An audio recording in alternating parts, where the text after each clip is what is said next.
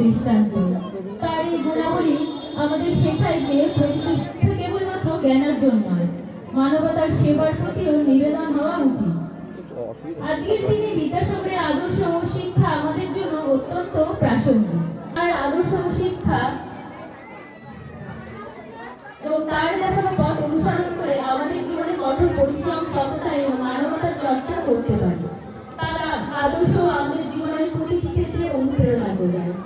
আমরা আশা রাখি এই মূর্তি আমাদের মনে তথা আমাদের সমাজে শিক্ষার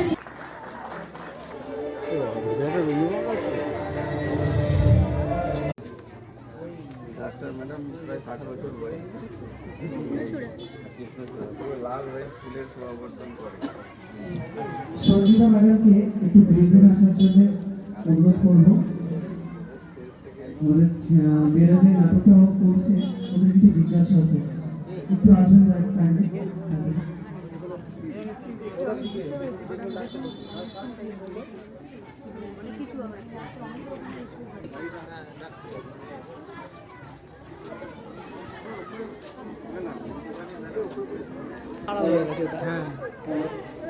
এই গাছটা সব থেকে পুরনো না? যখন আমরা পড়তাম তখন থেকে ছিল, অনেক পুরনো।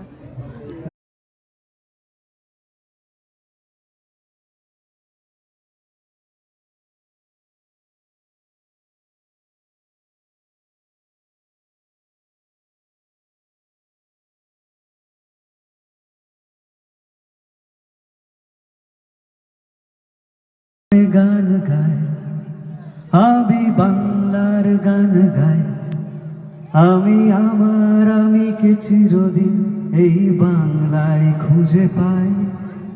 আমি বাংলায় গান গাই, আমি বাংলার গান গাই, আমি আমার আমিকে চিরদিন এই বাংলায় খুঁজে পাই। আমি বাংলায় দেখি স্বপ্ন, আমি বাংলায় বাঁধি সুর, আমি এই বাংলার মায়া ভরা পথে হেঁটেছি এতটা দূর।